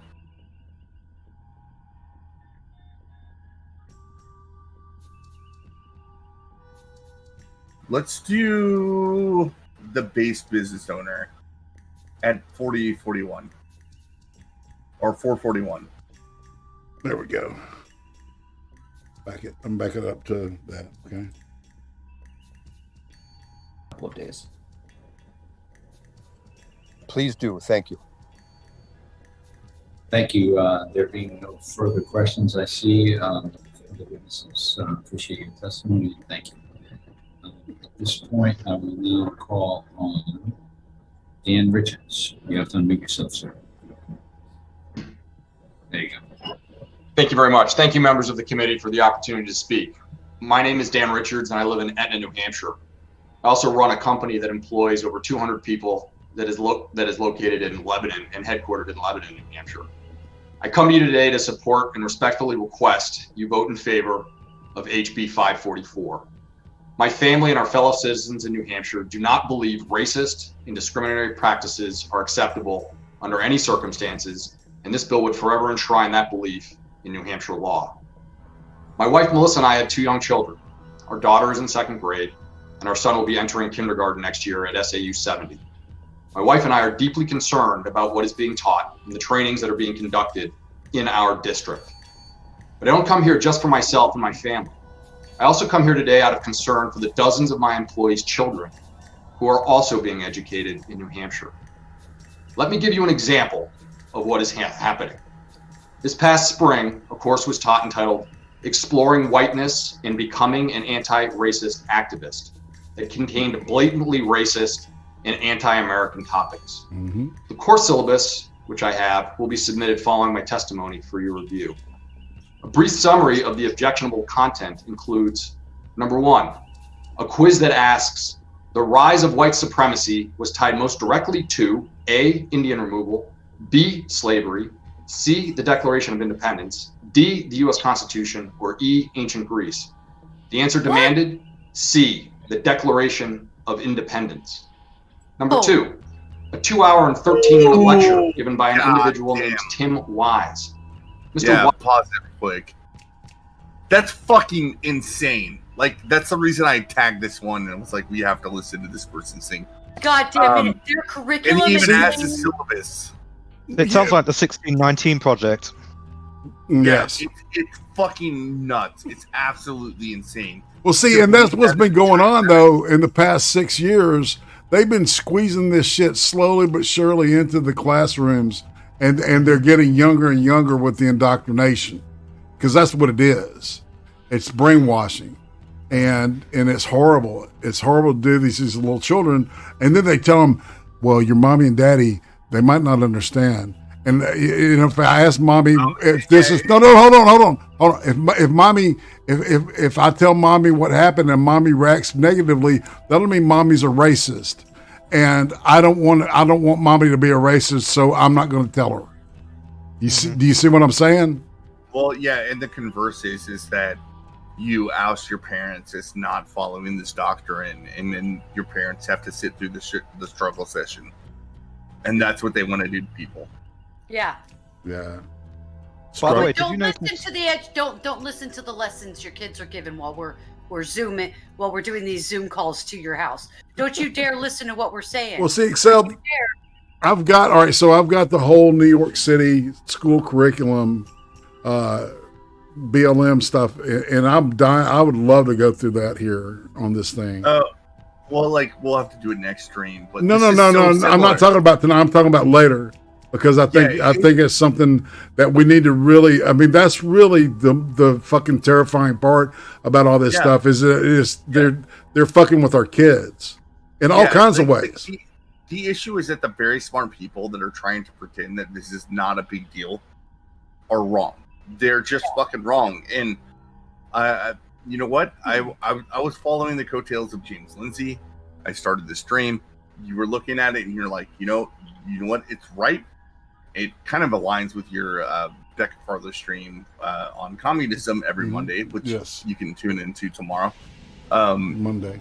But this is a very real thing that is being propagated and being very popular in our institutions. And we're just watching one hearing right now where if you read the fucking bill, any sane person will not find that objectionable unless you actually harbor racist feelings that inherently white people can be racist or inherently masculinity is sexist, right?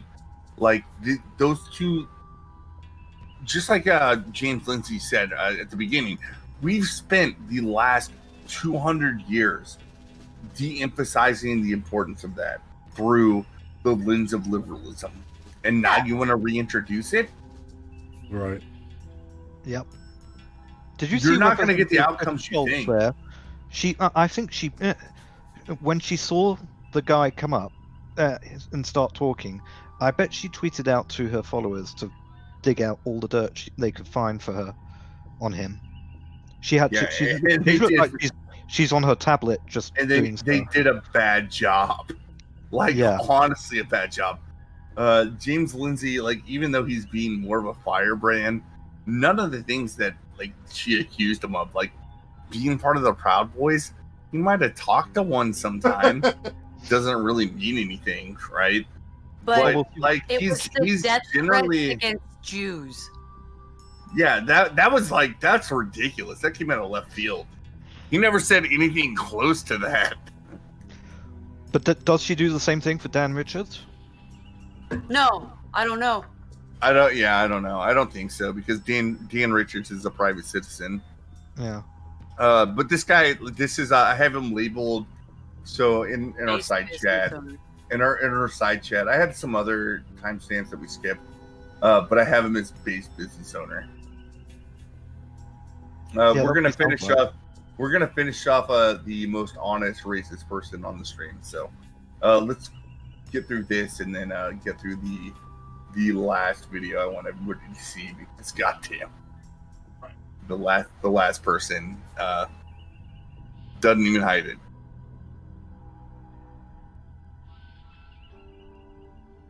Sorry about that. All right. Yeah, I'm here.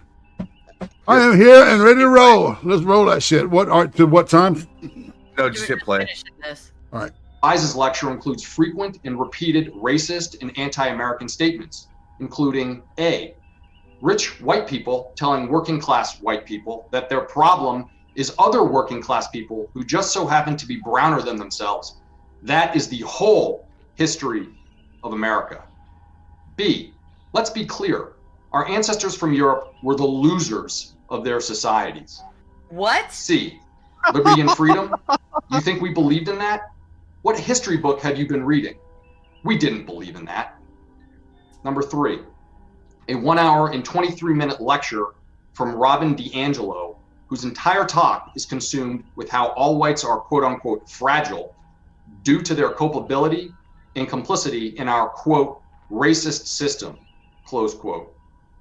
Number 4, we've been told by a member of our elementary school leadership team that they will be using, quote, achievement debts accumulated over hundreds of years to teach for social transformation, close quote. To accomplish this, equity, diversity, and inclusion trainings have been conducted for months.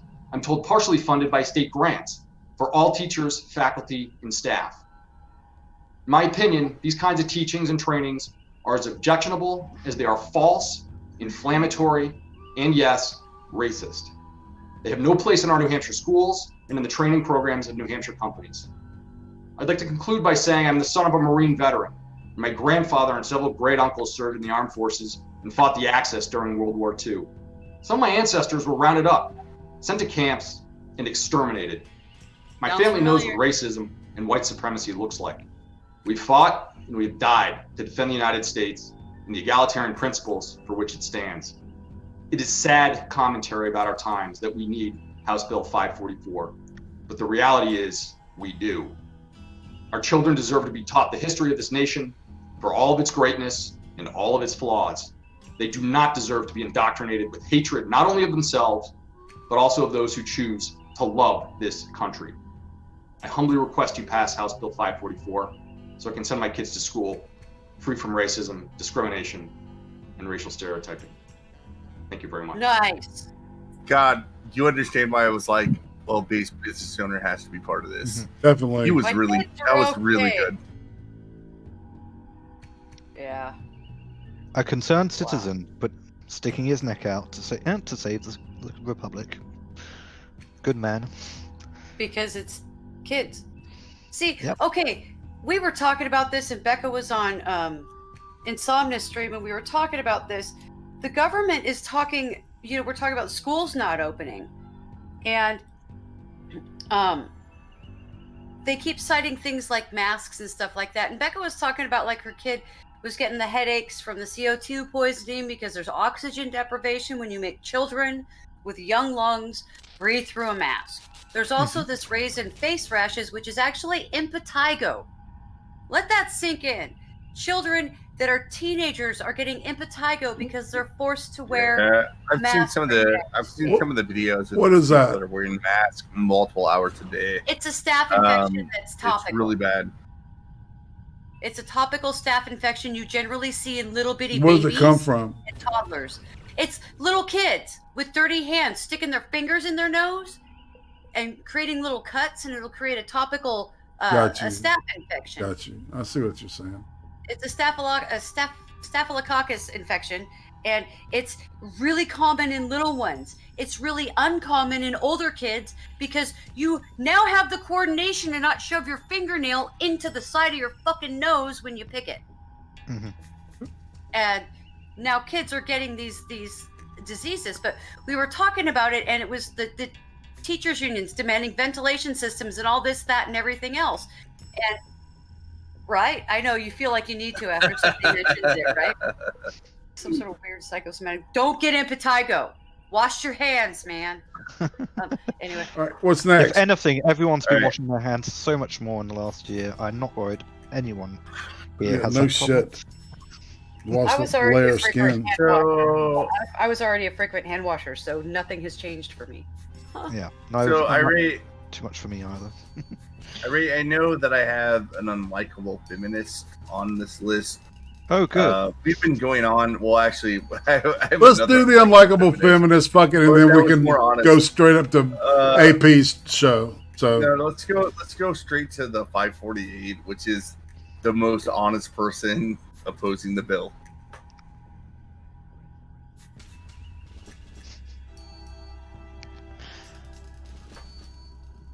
You mentioned that there are a lot of school systems, et cetera, that you've raised this issue with.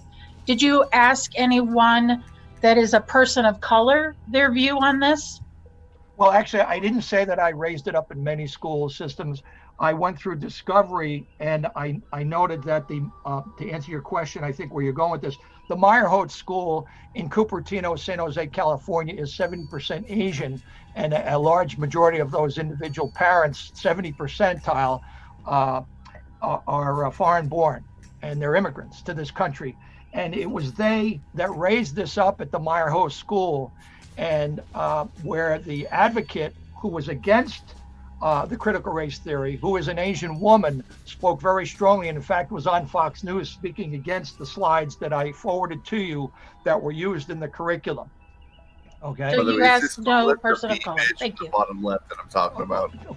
Madam Asians Chairman, no, I don't want the words to come out of my person of mouth. color. They were just There were Asians. actually people of color on the Diversity, Equity, and Inclusion Committee. what?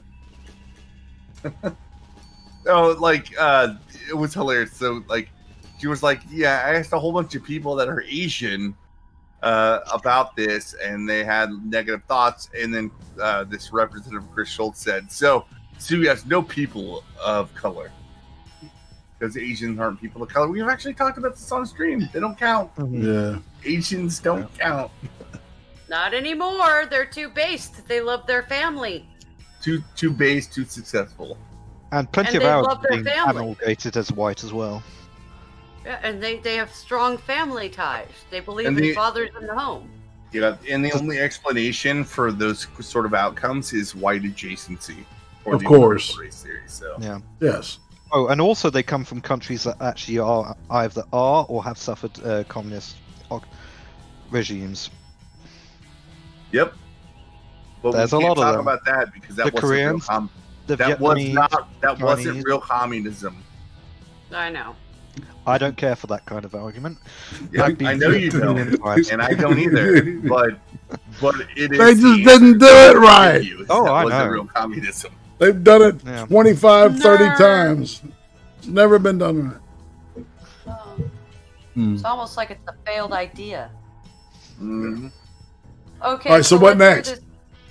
We're gonna listen to the woman who pops up after this. I think. Yeah, you're gonna keep playing. I This. think It's a chick in the bottom. It's a chick in the bottom left. Melissa B. Yeah, Melissa B, right? Okay, let's roll. The angry in looking Hollis, feminist. Brookline, that I made my presentation to. So that's not correct. And moreover, I can speak to my niece, who is a mixed race police officer in Virginia Beach, Virginia, or any number of other cousins and blood relatives, if that's important to you, Ms. Schultz. Mr. Davidson. Thank Shut you. up, you fucking racist bitch. Melissa B. He was ribbing her on the whole my truth thing. I think that was She tried to imply he wasn't talking to people of color, and he's like, first Fuck of all, you. did you not hear what I fucking said? And Fuck then you. fuck you, my family's full of more mixed people than you even fucking know. This is New Hampshire we're talking about, Yeah. guys. It's like Oregon. It's a lot of honkies up there, Dave. Demographically. Just saying. Good afternoon. Can you hear me? Yes, we can hear you. Good afternoon, Chair McGuire and members of the New Hampshire House ED&A Committee. My name is Melissa Bernardin. I live in Concord, and I've resided in New Hampshire for most of my life. I signed up to speak on HB 544 today because it appears to me one of the most backward-thinking, intolerant pieces of legislation I've seen come through this House. And I've been involved in public policy work in New Hampshire for nearly 2 decades. I see words and phrases in this legislation that smack of the sentiment we've heard in recent months from people who want to preserve the racist status quo in this country, like talking about racism divides us. This line of thinking couldn't be farther from the truth. Talking about problems and weaknesses in the ways that we think, speak, and act, and then figuring out ways to better understand and support each other will make our state stronger and more united, not more divided. Most Americans believe that America is about progress, seeking improvements and bettering ourselves. Instead, this bill would plug our ears and close our eyes and ignore the scourges of racism, sexism, ableism, and all the other horrid ableisms that divide us and rank some individuals You know what? supreme over Just others. let her speak. It brings Let her- shame to our state that legislation like this, which would curtail freedom of speech, freedom of study, freedom of debate and dialogue, would even be suggested. I urge this committee to vote ITL on HB 544. And in closing, I would like to leave the supporters of this bill with a thought. As white people, we are not harmed by being called racist. In contrast, people who are not white are harmed when we don't name, examine, and work to deconstruct racism in our society. I Did have you hear not that? yet sent Look at her in clapping. written testimony, but I would be happy to. Cat was clapping. I was clapping. No, she was clapping. She was clapping. She was too. clapping. She It's was true. clapping over the lie that calling people racist doesn't hurt them when they've created fucking cancel culture and we have people committing suicide Yeah, because they're nothing at all. Yeah. Nothing at all. Gina Carano had no issues with being called racist. Didn't affect her career at all. No. Jesus. Oh, Bullwinkle. Thanks, man. Bullwinkle throws 10 at us and says, I think you dropped this. And I'm going to pick that up. Thank you very much. Thank you, kind sir. Nice. Thank you. Nice. Thank you. I'm grateful. Well, and I love how her whole first part of the speech didn't address anything that's actually in the bill. No, it didn't. She didn't at all. She She's just said, accused of being racist and just went on with it. She just said, "Oh no, you guys are racist, and it's racist if you won't let me tell you you're racist. It's racist." It's banning conversations on racism, but not addressing what the bill actually said. But Which it the bill doesn't does hurt. nothing. The bill is actually completely allows. Not only does it allow people to talk about racism, but it also allows people to talk about critical theory, which is like the topic of the discussion. Right? It says explicitly in an academic context, you can have courses on critical theory. Totally fine. You just can't force it upon people to adhere to it. Yeah, but That's it. But That's did not you hear harming the freedom other of thing speech. she said? It doesn't hurt to call white people racist. Oh, I did. That's why I was Oh, yeah. clapping. That's why I was like, all right, we had to skip a few, but this one we had to listen to this person. It doesn't hurt right to because call people names, because she but, told you the know, truth. everything else hurt. Yeah, she told the truth. Like that's why I included this. Like she was being honest.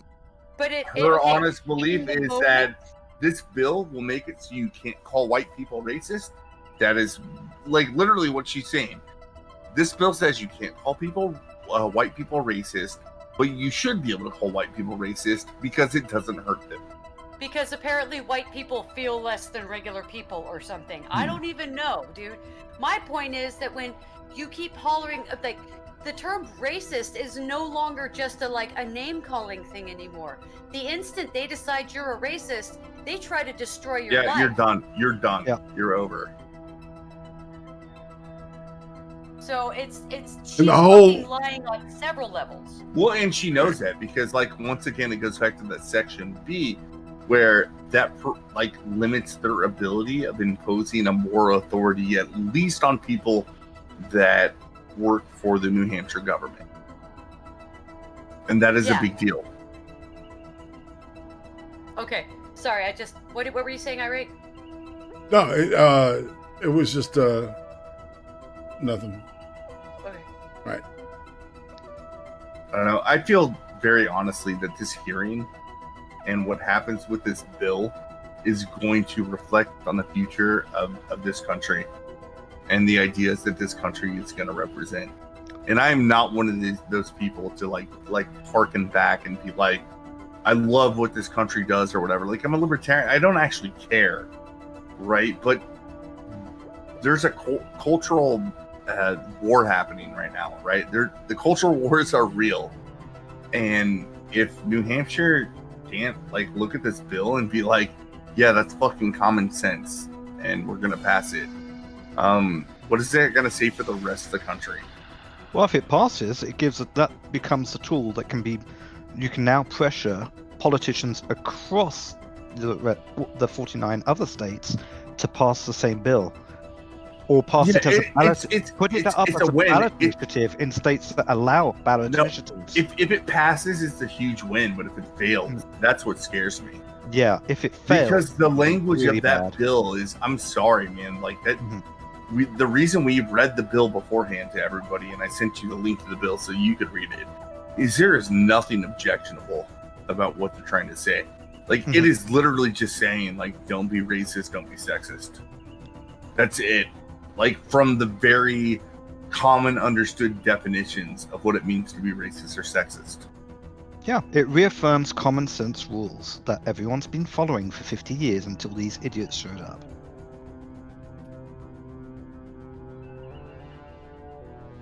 It's amazing. Yeah. It's mind-boggling to the how far we've gone backwards. Yeah, the fact that this is even a bill that has to be proposed is ridiculous.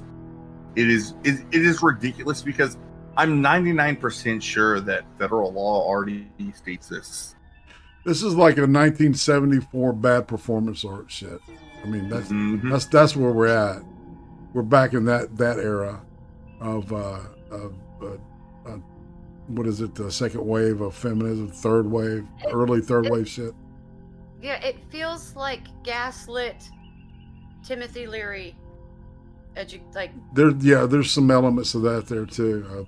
I'm having a hard time articulating that one, but Well, and like, so a fucked up thing is also, this is exactly like the executive order that Trump signed. That's what I was like saying. almost exactly. Like, it's so fucked up that people are celebrating that Joe Biden rescinded that executive order. That. Yeah. Whenever you look at the actual language, it didn't say anything about critical race theory.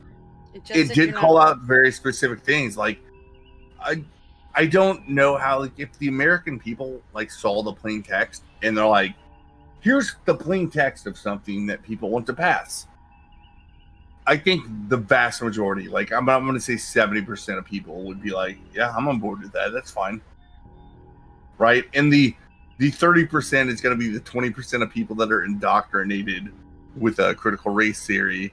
And then maybe actually not even 10%. Like the 2% of people that are actual white nationalists and the 8% of people that are just uninformed voters that would oppose anything any Republican presented, regardless of the substance. Pretty much.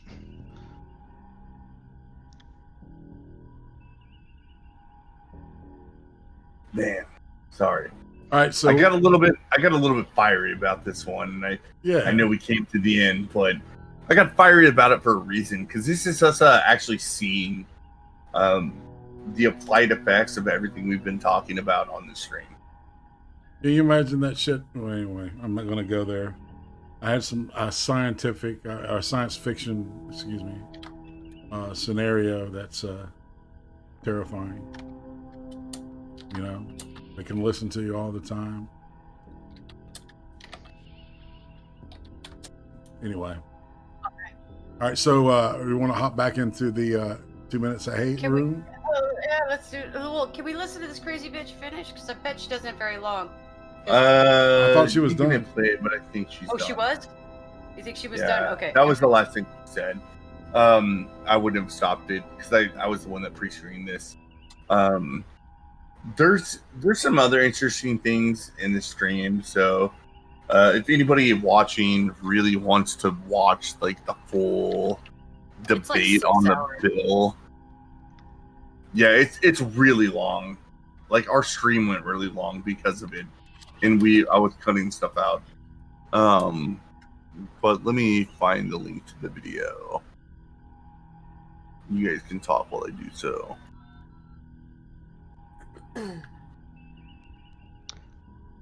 Yeah, I think this bill could be adapted in many a country. It won't be too difficult.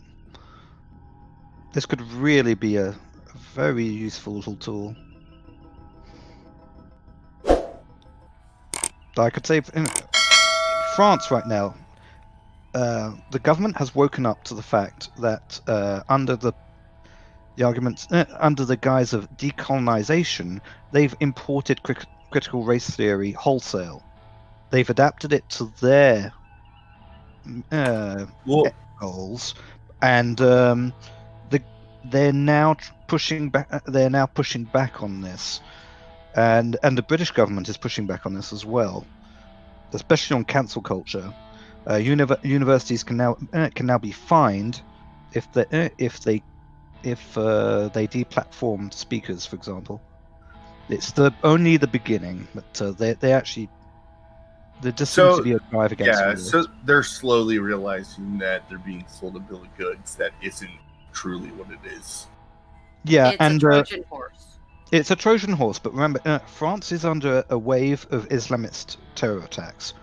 And over and over again, we've had journalists and academics who've come out, and politicians who've come out from the far left, basically saying nothing happened here, you don't need to look at it, this isn't what you think it is, when a teacher's been beheaded for talking about human rights. Right, yeah. and that was the point I was going to make, is that, you know, if they're aligning themselves with the left, I think there's a whole bunch of gay people that need to reevaluate that shit very quickly, yeah, because they are in trouble. I just want to take a second to reiterate something that I've said since we started the stream. there's people like Sargon of Akkad that are like super vocal and against everything we're talking about on the stream. Mm-hmm. But he likes things that I would disagree with politically. Like he loves universal health care, universal college, things like that, right? Mm-hmm. Things that would be typically left views. The battleground right now is I'm sorry, it's just not left versus right. It is liberal versus illiberal. And this ideology is illiberal. It's authoritarian versus anti-authoritarian. Yep. Yeah, that's like, the way and I as see much it. as like we want to say people that like want like universal health care and stuff like that, there's a lot of them that are on our side when it comes to these social issues, where we just have to say like, look, right now we got to fucking hold hands, and we'll dispute the issues like whether or not healthcare should be universal or not later. But this is far more dangerous than whether or not we have to buy private or public healthcare. Yeah, much more. And it really dangerous is at the moment. I mean, we risk losing our entire concept of civilization to this crap. So yeah, like the whole thing, like this whole white supremacy idea is what they really say is Western civilization, and most of the concepts that derived of it are white supremacist. Mm-hmm. Like they reject the liberal standard, and this is in their writing explicitly. They reject it, and unless you're willing to like take them up literally on their terms, which is why like I thought this person at the end was awesome. Yeah, saying white people don't have any harm in being called racist, which is bullshit. Like it's complete bullshit. Totally. But it just kind of shows you where they're coming from, like this disconnect. she might have thought that was true 10 or 15 years ago, and she's pretending she hasn't updated, but she knows full well. Yeah, you can't keep on pretending that. It's the reason why like I haven't tried really hard to be anonymous online, right? Like Object of Hate, if you wanted to know who I actually was, it would not take you that much Google searching. But I don't make it obvious, and the only reason I don't make it obvious is because I don't want to get fucking fired from my job or targeted for expressing my honest opinions on the internet, which I do not find hateful. Yeah, well, you probably don't know my name, because I know your name through PayPal. Oh yeah, sure, you do. Probably, actually, you might. I did change it. It is now Exelereighted Gaming, but yeah, if you were Exelereighted gay, is that what you said? Yeah. Exelereighted Gaming, yes. Gaming. Exelereighted. Okay. I heard it. Yep. Yeah. All right. So we're out of the vidya, as it were, and we're hanging out in the 2 minutes of hate room. Oh God. Well, I think we just did 2 hours of hate, guys. Nearly 3 hours, actually. But yeah, if you count the. I noticed that shit happened right at the top of the hour too, at 9 o'clock my time. When it went out, because it'll do that sometimes at 5 or at 5 before, 5 after, or straight. It's always within that top of the hour. So. Well, nonetheless, I'm glad we got through that. I just felt like this battle happening in New Hampshire is an important one, and I'm going to be paying very close attention to the actual vote on the bill. Indeed. Yeah. I think it's next week, right? Or are they waiting 2 months? I can't remember. Or skimmed the.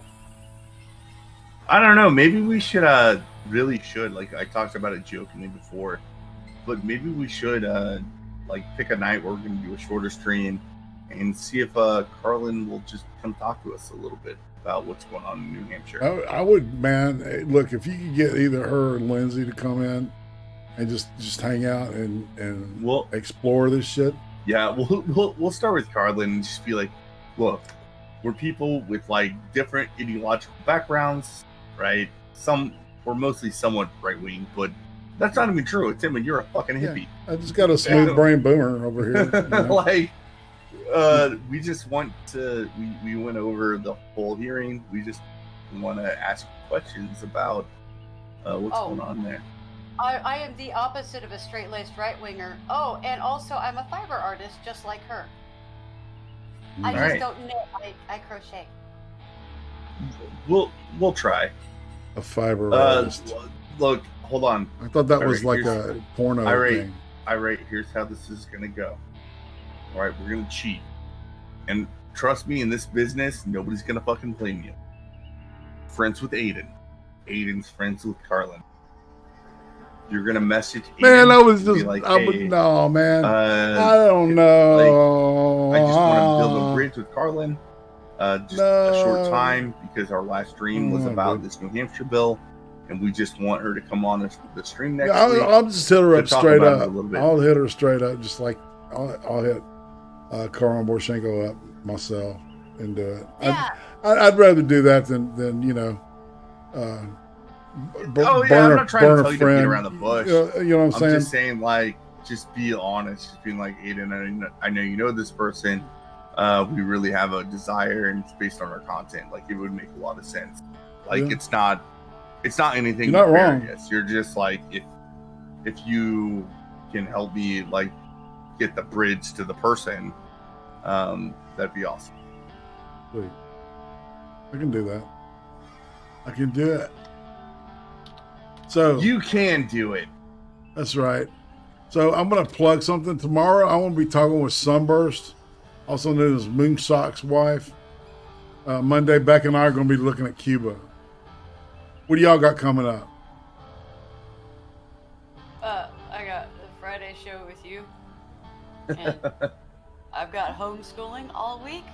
Yay! And hey, arguing with a 13-year-old about pre-algebra is really fun. Because they know more than you. Not. Oh God. I did want to say, if you guys haven't gone and checked out Carlin Borishenko's channel, do it. Yeah. She actually was Oh, yeah, rather of course. interesting, and she does keep things fairly entertaining because she's good at speaking. Well, she's a convert. Yeah. Well, she's Yeah. also in charge of training people, so she knows how to keep them engaged. Okay. Yeah, She's- definitely. No, she's a convert like James Lindsay's convert. None of her core beliefs changed. She just realized that This the shit's evil. political and media side that she used to align herself with is no longer in alignment with her. Right. I think that's a very more accurate description of what happened. Well, Object, what do you got coming up? I'll probably be on Insomnist on Wednesday, and I can tentatively announce that in informative massacre porn on Bubonic's For You's channel may be coming back next Thursday, as at long last the strike, the 3-month strike. By the way, Ooh. Object, on that note, Yeah. on that note, make sure to copy the link to the Insomnus channel and spam it into the chat so that everybody knows to subscribe to them. They're good friends of ours. I've been friends with Ryan and Sinrise for fucking ever. Yeah. Yeah, we're doing a lot of cross pollination right now, and it's We are at the moment, which is very good for both of us. I totally agree. That's wanna the do best more. way to build an online community. So I mean, but does it make sense now that I'm changing the name of this show to Painful Rectal Itch? Yes. I actually don't. I don't care what you call it. In fact, I had no say in the. Well, whole tonight's episode is called "Not Enough deconstruction Preparation thing. Age." Yeah, like just call it that. Like even leave my name out of it. Screw it. Call it bad. Dad. You said dad, didn't you? All right. Well, all right. So on that note, 5 minutes till AP. So, you know, it's been a whole week without him. I need to laugh some more. Yeah, I need to laugh at this point. Yeah. Like actually laugh instead of bitterly do so. Exactly. It was that bad. Let somebody else, you know, hump it and enjoy their humpage. Just like our lovely chat's enjoying our humpage. Yeah. We hump for you. For those about to hump, we salute you. And I may do a deep dive on that mathematics curriculum, guys, because math is near and dear to my heart, being somebody who's paper and Oh my peer reviewed God. in theoretical physics. All right, I'm gonna So- go smoke a bag of meth. All right. I may do that. All right, on that Let's all note, go and watch AP. All right, let's say goodbye, everybody. Bye.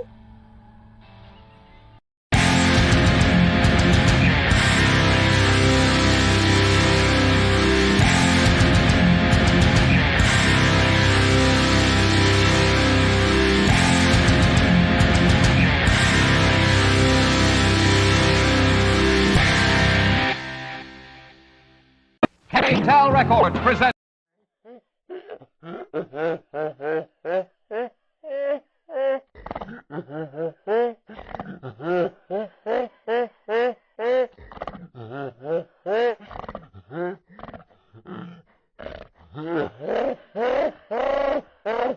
Yeah, thanks everybody. And Becca's right. Monday we'll be looking at Cuba on Extra Credit.